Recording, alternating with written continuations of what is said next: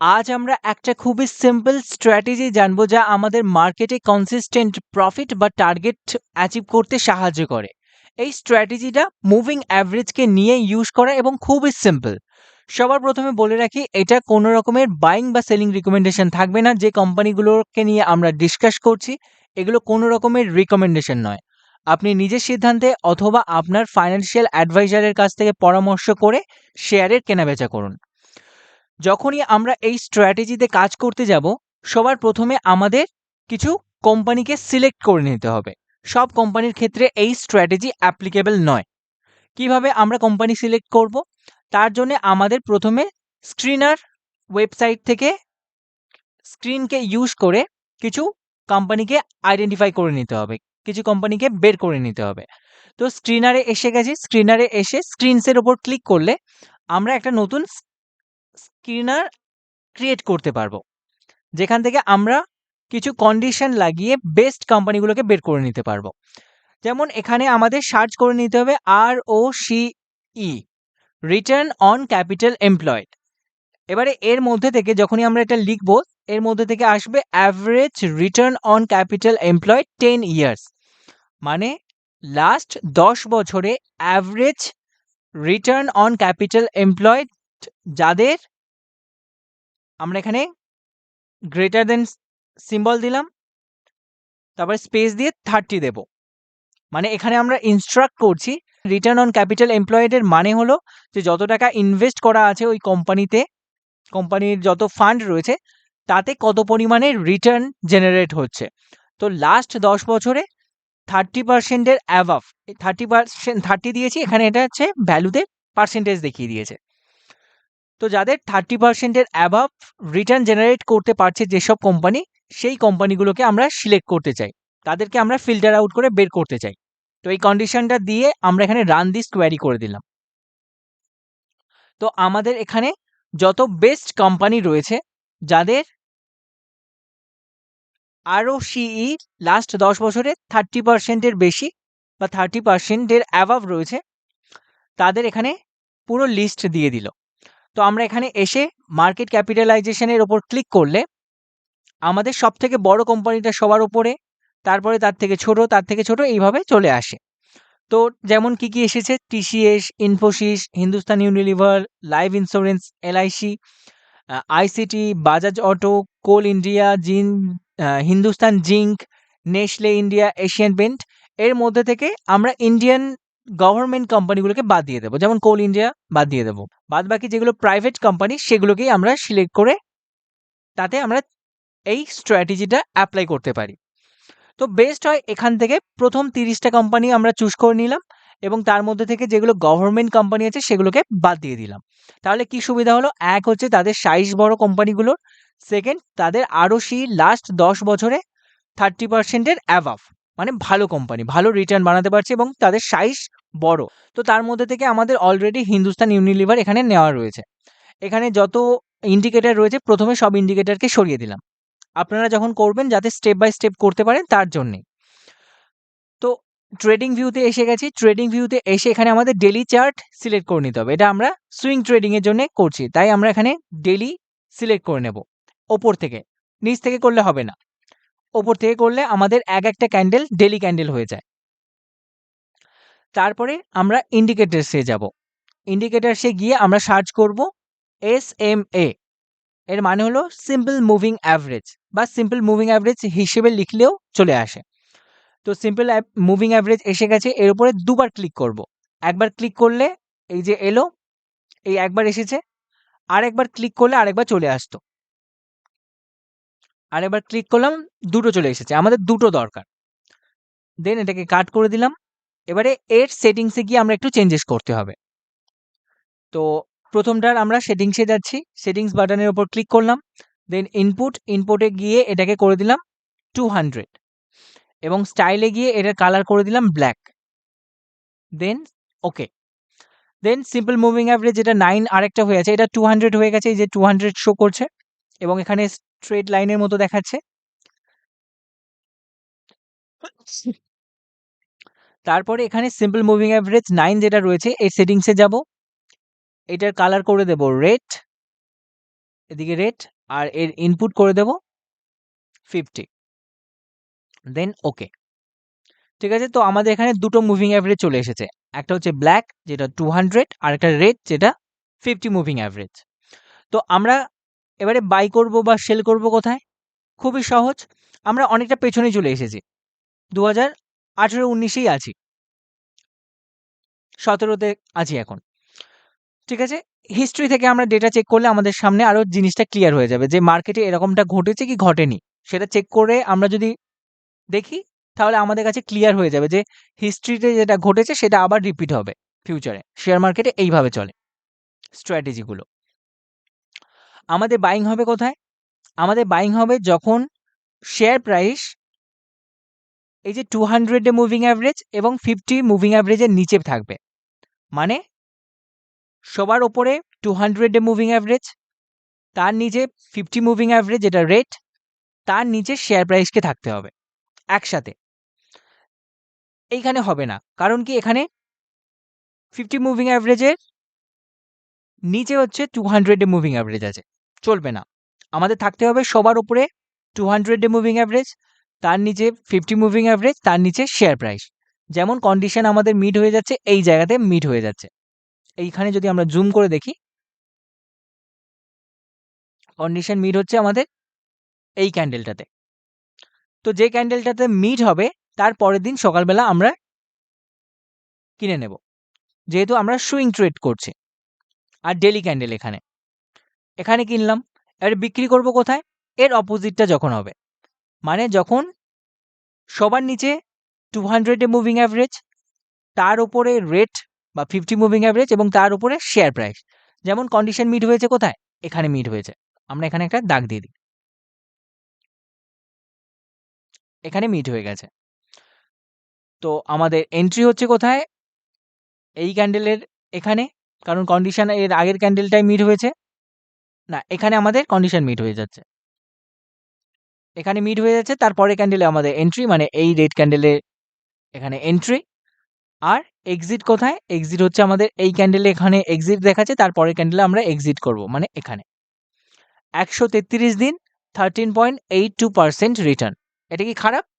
মোটেই খারাপ নয়, অনেক বেশি। এই রিটার্নই বানাতে পারে না লোকেরা শেয়ার মার্কেটে।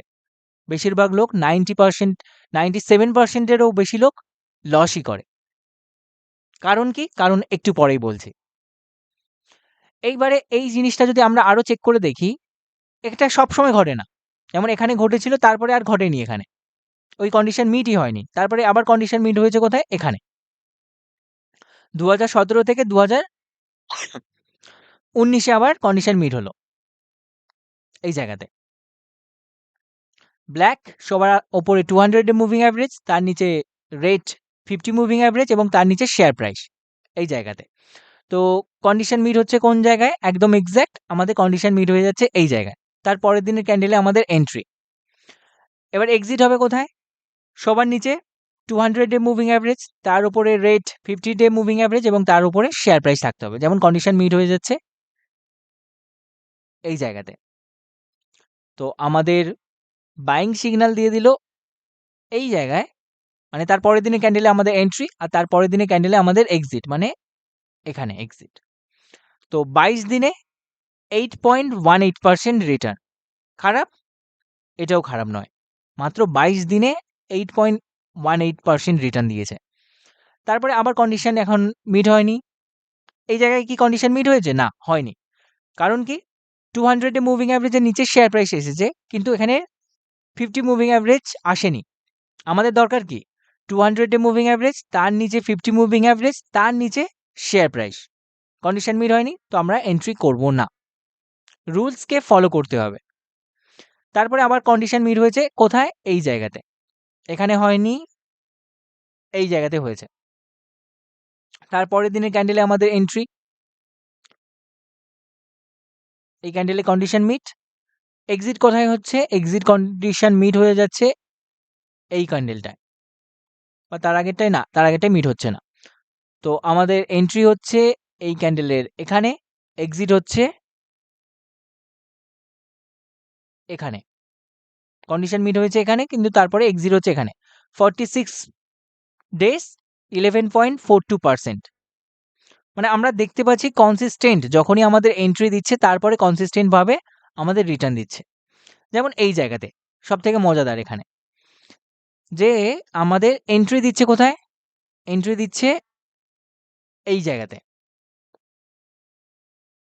তারপরের ক্যান্ডেলে আমাদের এন্ট্রি। এক্সিট দিচ্ছে কোথায়? এক্সিট দিচ্ছে আমাদের এই জায়গাতে। তো এখানে এন্ট্রি, এখানে এক্সিট। 215 দিন 11.71% রিটার্ন। তার মাঝে শেয়ার প্রাইস অনেক নিচে গেছিল। বাট যেহেতু এটা একটা বেস্ট কোম্পানি এবং আমরা একটা ভালো স্ট্র্যাটেজি নিয়ে কাজ করছি, এই স্ট্র্যাটেজিটা ভালোই কাজ করে। এইভাবে আমরা যত আরও ব্যাক টেস্ট করে দেখব, আমাদের কনফিডেন্স আসবে এই স্ট্র্যাটেজির উপর। তখন বুঝতে পারবো যে এই স্ট্র্যাটেজিটা কতটা কার্যকর। যেমন এত ব্যাড কন্ডিশনেও আমাদের এখানে রিটার্ন দিয়ে গেছে। তারপরে আবার কন্ডিশন মিট হয়েছে কোথায়? আবার কন্ডিশন মিট হয়েছে এই জায়গাতে। ব্ল্যাক, রেড, গ্রিন এখানে। ব্ল্যাক, রেড, তারপরে এখানে গ্রিন মানে শেয়ার প্রাইস। তারপরে এক্সিট কোথায়? এক্সিট হচ্ছে এই সব জায়গায়। এখানে এক্সিট সিগন্যাল দিয়েছে।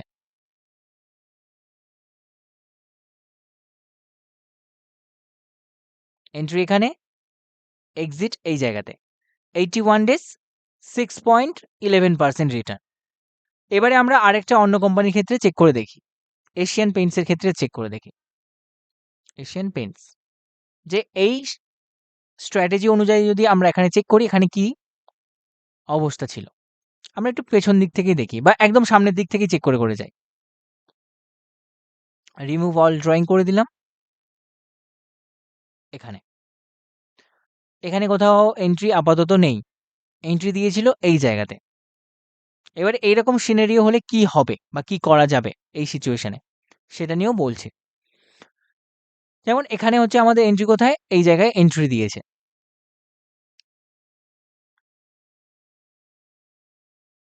এইসব জায়গায় এন্ট্রি দিয়েছে। তারপরে এক্সিট যদি দেখি আমরা, এক্সিট তবুও প্রফিটে দিচ্ছে। এই জায়গাতে প্রফিটেই এক্সিট দিচ্ছে। এন্ট্রি এখানে, এক্সিট এইসব জায়গায় প্রফিট দিচ্ছে। বাট ইন কেস যদি আমাদের এন্ট্রির নিচে এক্সিট দেয়, মানে সিগন্যালটা এক্সিটের সিগন্যালটা দিচ্ছে এমন জায়গায় যেখানে আমাদের লস হয়ে যাচ্ছে, সেখানে কি করব? সেখানে সবথেকে বেস্ট উপায় হলো অল টাইম হাইয়ের জন্য অপেক্ষা করা। অল টাইম হাই গেলে তখন বিক্রি করব। কারণ কি? কারণ যে কোম্পানিতে আমরা ট্রেড নিচ্ছি সেটা একটা বেস্ট কোম্পানি। কোন দিক থেকে? কারণ সেই কোম্পানিটা 30% এর অ্যাবভ ROCE জেনারেট করছে। আর যখন শেয়ার প্রাইস এত নিচে আসে, এমন বেস্ট কোম্পানির বেশি দিন নিচে পড়ে থাকে না। পারেশান করতে পারে একটু নিচে, কিন্তু বেশি দিন নিচে পড়ে থাকবে না, আবার অল টাইম হাই ছোঁবে। কারণ ওটা একটা বেস্ট কোম্পানি। কিছু সময়ের জন্য শেয়ার প্রাইস নিচে আসতে পারে, বাট বেশি দিন সেখানে পড়ে থাকে না, আবার অল টাইম হাই ছোঁবে যদি সেটা বেস্ট কোম্পানি হয়। তো সেক্ষেত্রে আমরা যদি দেখি যে আমাদের এক্সিট সিগন্যাল আমাদের এন্ট্রি সিগন্যালের নিচে দিচ্ছে, সেক্ষেত্রে আমরা জাস্ট ওয়েট করে যাব। এবারে সবথেকে ইম্পর্টেন্ট বিষয় হলো যে রিস্ক ম্যানেজমেন্ট। মানে আমরা যারা এই ট্রেডগুলো করতে যাব বা এরকম ধরনের ট্রেডিং করি, তাদের কাছে সবথেকে ইম্পর্টেন্ট হচ্ছে রিস্ক ম্যানেজমেন্ট। রিস্ক ম্যানেজমেন্ট হচ্ছে 50% অফ দ্য স্ট্র্যাটেজি। স্ট্র্যাটেজির 50% হলো রিস্ক ম্যানেজমেন্ট। মানে আমরা একটা ট্রেডে এন্ট্রি করার সময় আমাদের টোটাল ক্যাপিটালে কত টাকা ওই কোম্পানিতে ইনভেস্ট করছি। যেমন আমাদের ক্যাপিটাল যদি 10 লাখ টাকা হয়, তার 3% একটা কোম্পানিতে আমরা ট্রেডের জন্য দেব। মানে 10 লাখের 3% 30,000, এর বেশি নয়। এটা সবসময় আমাদের ডিসিপ্লিনের সাথে মেনটেন করতে হবে। কারণ কি? কারণ অনেক সময় হবে দেখতে পাবো যে এন্ট্রি করার পর অনেকটা টাইম স্পেন্ড করে দিয়েছে, এক্সিট করেনি ওই কোম্পানিটা। বাট সেই সময় অন্য কোম্পানিতে আমাদের এন্ট্রির সুযোগ আসছে। তো আমরা যদি আমাদের টোটাল ক্যাপিটালটা একটা কোম্পানিতেই দিয়ে রাখি, আর অন্য কোম্পানিতে দেওয়ার মতো আমাদের কাছে যদি না ক্যাপিটাল থাকে, তাহলে কি হবে? অপরচুনিটি মিস হবে। তার কারণে বেস্ট ওয়ে অফ ট্রেডিং হলো যে যত টাকা ক্যাপিটাল আছে তার 3 থেকে 6%, ম্যাক্সিমাম 6% একটা কোম্পানিতে রিস্ক নেওয়া যেতে পারে, তার বেশি কখনোই নয়, কোনো কন্ডিশনেই নয়। সেটা ভগবান এসে বললেও 6% এর বেশি কখনোই নয়। ঠিক আছে? তো আমরা রিস্ক ম্যানেজমেন্টের ব্যাপারে জানলাম। এবারে আমরা আরো চেক করে দেখি যে আমাদের যখনই এন্ট্রি দিয়েছিল তখন কি হয়েছে। যেমন এখানে এন্ট্রি দিয়েছিল এই জায়গাতে, এখানে এন্ট্রি দিয়েছিল, এখানে এন্ট্রি দেওয়ার পরে এক্সিট দিয়েছে কোথায়? এই জায়গায় এক্সিট দিয়েছে, এইসব জায়গায় 6% এখানে রিটার্ন এসেছে। তারপরে আবার কন্ডিশন মিট হয়েছে এই জায়গাতে। আমাদের কনসিস্টেন্ট ভাবে এন্ট্রি দিচ্ছে এবং টার্গেট অ্যাচিভ করছে। 8.49% 169 ডেজ। তারপরে নেক্সট এন্ট্রি দিয়েছে এইখানে, তারপরে নিচে গেছিল, নিচে যেতেই পারে, তারপরে এক্সিট দিয়েছে এখানে। এমনটা তো নয় যে আমাদের এন্ট্রি করা মাত্রই হচ্ছে শেয়ার প্রাইসকে উপরে যেতে হবে, এমনটা কখনো হবে না। কখনো দেখতে পাওয়া যাবে যে আমাদের এন্ট্রি করার পরে গেছে, কিন্তু অনেক সময় হবে আমাদের এন্ট্রি করার পর সেই জায়গায় হচ্ছে কিছুক্ষণ টাইম স্পেন্ড করলো, কিছুদিন টাইম স্পেন্ড করলো বা আরো নিচে গেল, তারপরে আমাদের টার্গেট হিট করছে। এটা নরমাল শেয়ার মার্কেটের ক্ষেত্রে, এগুলো নরমাল জিনিস। যে এন্ট্রি করার পরেই যে শেয়ার একদম দৌড়ানো স্টার্ট করবে এমনটা কখনোই নয়। হতেই পারে আমাদের এন্ট্রি করার পরেই একটু নিচে গেল, যেমন বেশিরভাগ ক্ষেত্রেই আমরা দেখতে পাবো এন্ট্রি করার পরে শেয়ার প্রাইস নিচে গেছে। যেমন এখানে এন্ট্রি করার পর নিচে গিয়ে তারপরে আমাদের টার্গেট অ্যাচিভ করেছে এখানে। এখানে ১০৪ দিন ২৭.29%। আমাদের কনসিস্টেন্ট প্রফিট দিয়ে যাচ্ছে, কখনো বেশি প্রফিট, কখনো কম প্রফিট, বাট মেইন বিষয় হচ্ছে কনসিস্টেন্ট ভাবে প্রফিট দিচ্ছে। এবারে আরেকটা মজাদার বিষয় আপনাদের বলি। মার্কেটে যেভাবে এই স্ট্র্যাটেজিটাকে ইউজ করে তার অপোজিটটা আমরা ইউজ করছি এবং সেখানে প্রফিট বানাচ্ছি। মার্কেটে এই যে স্ট্র্যাটেজিটা আছে এর অপোজিটটা ইউজ হয়, যেটাকে গোল্ডেন ক্রসওভার বলা হয়। সেখানের কি কথা বা সেখানে রুলস কি? যে সবার নিচে ব্ল্যাক থাকবে বা 200 ডে মুভিং অ্যাভারেজ, তার উপরে 50 মুভিং অ্যাভারেজ এবং তার উপরে শেয়ার প্রাইস থাকলে বাই হবে। মানে যেখানে আমরা সেল করছি সেখানে গোল্ডেন ক্রসওভার অনুযায়ী বাই হয়। আর যেখানে আমরা বাই করছি মানে যখন শেয়ার প্রাইস 200 ডে মুভিং অ্যাভারেজের নিচে, 50 মুভিং অ্যাভারেজের নিচে, তখন হচ্ছে আমরা কি করছি? বাই করছি, বাট গোল্ডেন ক্রসওভারের রুলস অনুযায়ী ওখানে সেল হবে। কিন্তু এটা দেখা গেছে যে গোল্ডেন ক্রসওভার বা মার্কেটে যে জিনিসটা চলে সেটা অনুযায়ী যত মানুষ ট্রেড করে বা করেছে তাদের বেশিরভাগ পরিমাণ লোকেরই লস হয়েছে। তো আমরা করেছি কি এখানে তার অপোজিটটা, যে যেখানে লোকেরা এন্ট্রি করছে গোল্ডেন ক্রসওভার দেখে সেখানে আমরা এক্সিট করছি, আর যেখানে লোকেরা এক্সিট করছে গোল্ডেন ক্রসওভারের রুলস অনুযায়ী আমরা সেখানে এন্ট্রি করছি। এইটাই হচ্ছে পার্থক্য। শেয়ার মার্কেটের ক্ষেত্রে একটা ফর্মুলা আপনাদের আমি বলতে পারি যে বেশিরভাগ লোকেরা যা করছে তার অপোজিটটা করা দরকার আমাদের। বেশিরভাগ লোক যদি একটা পার্টিকুলার জিনিসকে দেখে এক্সাইটেড হয়ে সেখানে বাই করে, তাহলে বেস্ট আমাদের ক্ষেত্রে হবে সেখান থেকে সেল করে বাইরে বেরিয়ে আসা। বা বেশিরভাগ লোক যদি একটা জিনিসে সেল করে বা ভয় পায়, সেখানে আমাদের অপরচুনিটি খোঁজা উচিত। ওয়ারেন বাফেট স্যারেরও একটা কোড রয়েছে যে যখন সবাই লোভী হবে তখন ভয় পাওয়া দরকার, আর যখন সবাই ভয় পাবে তখন লোভী হওয়া দরকার। সবার জন্যে প্রযোজ্য একটা ফর্মুলা শেয়ার মার্কেটের ক্ষেত্রে। আশা করি আপনার কাছে স্ট্র্যাটেজিটা একদম ক্লিয়ার হয়ে গেছে। যদি না ক্লিয়ার হয়ে থাকে ভিডিওটা আরেকবার রিপিট করে দেখুন, যতবার দেখবেন তত আপনার জন্যই ভালো। এবং তারপরে সবথেকে ইম্পর্টেন্ট, প্র্যাকটিস করুন। নিজে গিয়ে ব্যাক টেস্ট করে দেখুন যে এই স্ট্র্যাটেজিটা এইভাবে কাজ করছে কিনা, এবং এইভাবে কোম্পানির লিস্ট বের করে নিন। আপনি নিজেই বের করে নিতে পারবেন স্ক্রিনারকে ইউজ করে। করতে হবে কি, আমাদের একটা স্ক্রিন ক্রিয়েট করতে হবে, সেখানে দিতে হবে যে ROCE দিয়ে দিলেই আমাদের এই জিনিসটা চলে আসবে যে average return on capital employed 10 ইয়ার, তারপরে গ্রেটার দেন সাইন দিয়ে 30% করে দিলেই আমাদের এই পুরো লিস্ট বেরিয়ে আসবে এবং সেখানে আমরা মার্কেট ক্যাপিটালাইজেশনের উপর ক্লিক করলে বড় থেকে ছোট কোম্পানির লিস্ট চলে আসবে এবং সেখানে আমরা কম্পেয়ার করে এবং অ্যানালাইসিস করে আমরা দেখতে পারি যে এই স্ট্র্যাটেজিটা কতটা কাজ করছে বা কতটা কাজ করছে না। আপনার নিজের কনফিডেন্স আসাটা ভেরি ইম্পর্টেন্ট। তবেই আপনি ট্রেড করতে পারবেন। নয়তো জাস্ট একটা দেখলেন ভিডিও এবং যা বলছে সেটা একবার দুবার ট্রাই করলেন এবং তারপরে দেখলেন যে অনেকটা টাইম লাগছে, তখন কনফিডেন্ট আসবে না। তখন বলবে যা দেখেছি, নমস্কার করে লস নিয়ে আপনি হয়তো বেরিয়ে যাবেন মার্কেট থেকে। আল্টিমেটলি আপনার লস হলো, আর কিছুই নয়। আজকের ভিডিওতে আমরা যেসব কোম্পানিগুলোকে নিয়ে ডিসকাস করলাম, এগুলো কোনো রকমের বাইং বা সেলিং রিকমেন্ডেশন নয়। এগুলো শুধুমাত্র আমরা এডুকেশন পারপাসের জন্যই ডিসকাস করছি। আপনার নিজের অ্যানালাইসিসের বেসিসে নিজের সিদ্ধান্তে অথবা আপনার ফাইন্যান্সিয়াল অ্যাডভাইজারের সাথে সাজেশন নিয়ে শেয়ারের কেনাবেচা করুন। ধন্যবাদ।